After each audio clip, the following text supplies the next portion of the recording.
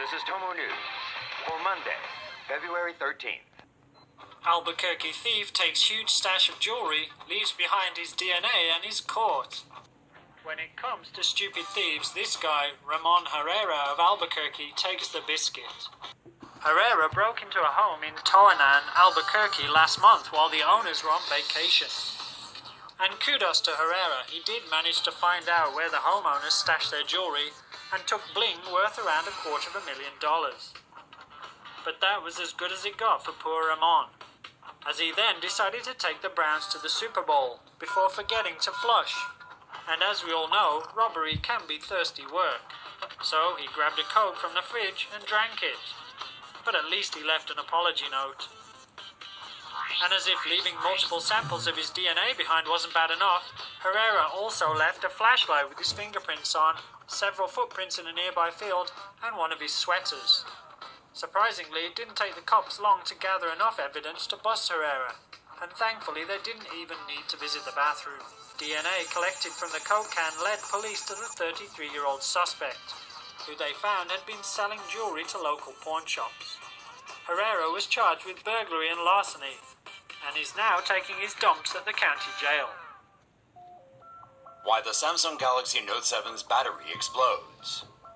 The U.S. Federal Aviation Administration has advised passengers not to turn on or charge Samsung Galaxy Note 7 smartphones on aircraft, after faulty battery packs caused some of the phones to explode while charging. Due to the battery crisis, Samsung was forced to recall 2.5 million units of the Galaxy Note 7, its new flagship phablet. There are two electrodes in lithium batteries, the cathode with positively charged ions and the anode with negatively charged ions. The cathode is filled with lithium. When the phone is charging, lithium ions move from the cathode to the anode. When the phone is in use, the ions move from the anode back to the cathode. A separator is inserted between the two electrodes to prevent them from contacting. The Samsung Galaxy Note 7's batteries were found to have faulty separators, which allow the two electrodes to touch. This redirects energy to chemicals called electrolytes, which help to conduct the current. When the battery is hot, the electrolytes react with other chemicals to release gas in a feedback loop called thermal runaway, which can lead to a fire. Roughly 65% of Galaxy Note 7 batteries were made by Samsung SDI, a subsidiary of Samsung. 30% by Chinese company Amperex Technology Limited, or ATL. The battery packs were made by Samsung SDI. Samsung has indicated it will no longer use Samsung SDI batteries in the Note 7. Texas serial cat killer strikes again, remains at large. Following the vicious killing of Chris and Kimberly Elliott's sweet cat Mo, Houston residents are all but certain they have a serial cat killer roaming the streets. Last Thursday, Kimberly Elliott was there to see their couple's white fluffy feline go to sleep in his bed. Sometime between midnight and 3 a.m., however, Mo decided to crawl outside in the front yard. That's when the cat butcher struck again, making little Mo his alleged 12th victim of this year. Using what authorities believe was a machete, he chopped the poor animal right down the middle. Mo, like the other victims, was next conspicuously propped up and strategically placed on the young couple's front yard, making his mutilated corpse the first thing they saw in the morning. Placed at the end of their driveway was all that was left of their beloved cat, gruesome remains of the front quarter of his body and a pool of blood with some fur. Chris grabbed cell phone footage of the gruesome aftermath. Since 2008, nearly 30 cats have been killed in cold blood in Houston's Heights area. This is why animal activist Jennifer Sabinal has set up a Facebook page to help try and catch the sick murderer. If you don't care about cats, most all high-profile serial killers have animal cruelty in their past. They started as children or teenagers, so the killer could very well move on to human beings. For the Elliots and other victims, justice is all they're looking for. A reward of nearly $25,000 is being offered to anyone with any information on this serial cat killer. For Tomo News, I'm Miriam Atai. 22 immigrants die as yacht sinks off coast of Greek island. At least 22 people drowned after two boats carrying illegal immigrants capsized in the Aegean Sea. The boats capsized around 4 nautical miles from the Greek island of Samos, close to the Turkish coast. The yacht and the dinghy were estimated to be carrying between 60 to 65 people when they overturned. Coast Guard vessels and fishing boats joined in the rescue operation, pulling 36 survivors from Somalia, Eritrea and Syria from the water, while 22 bodies were recovered from the water and from inside the upturned yacht.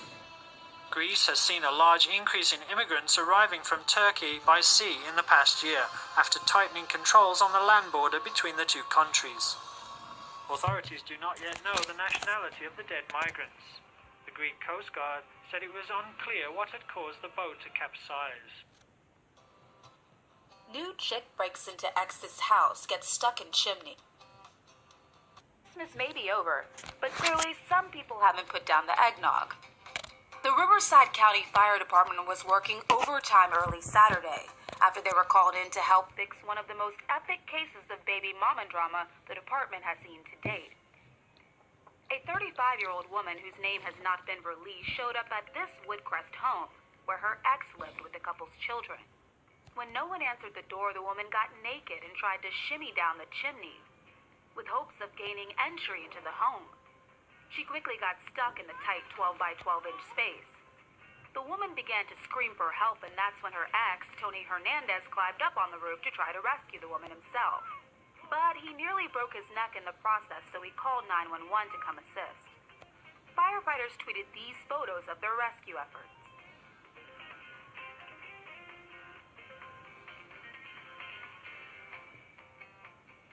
It took them 2 hours to free the naked woman from the chimney. Thankfully, the couple's children weren't home at the time to see their mom's unconventional entry. For Tomonews in Woodcrest, I'm Sasha Horn. North Catasauqua cat killer cop could be charged with cruelty.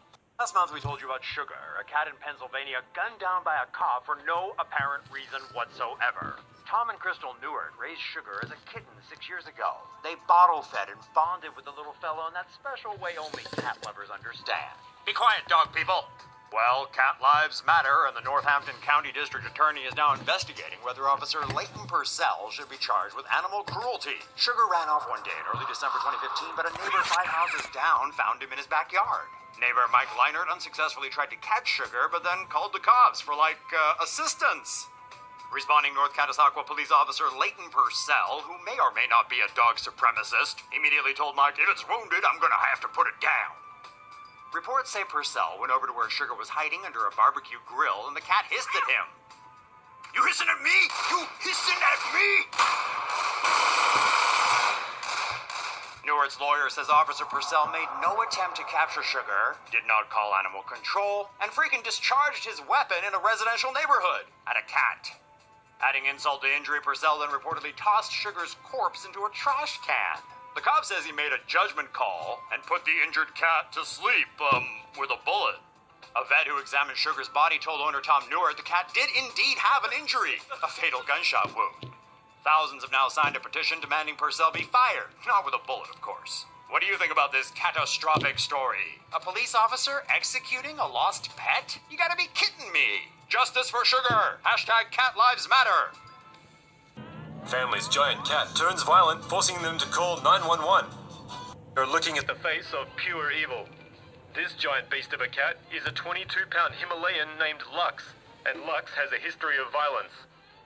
And events at the home of Lee Palmer and his wife on Tuesday night sent it over the edge. It was around 8 p.m. and the couple were in their apartment with their 7-month-old baby. Something happened and the cat struck out, clawing the child's face. Lee Palmer then made a big mistake and kicked the cat in the butt to shoo it away from his kid. Lux went berserk and switched into kill mode. The family ran for the nearest bedroom and barricaded themselves behind the door, while Lux waited for them to emerge to exact his revenge. What follows is the actual 911 emergency call made by Lee Palmer while trapped in the room. Yeah, hi. I have a kind of a particular emergency here.